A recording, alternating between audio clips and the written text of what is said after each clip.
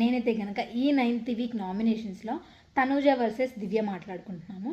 So ఈ విషయంలో కూడా నాకు ఎలా అనిపించింది అంటే, కేవలం తనూజ నామినేట్ చేసింది భరణిని అన్న కారణం వల్లనే మన దివ్య తనకున్న సూపర్ పవర్ని యూజ్ చేసుకొని, క్యాప్టెన్ కాబట్టి తన పవర్ని యూజ్ చేసుకొని తనుజనే నామినేట్ చేసింది.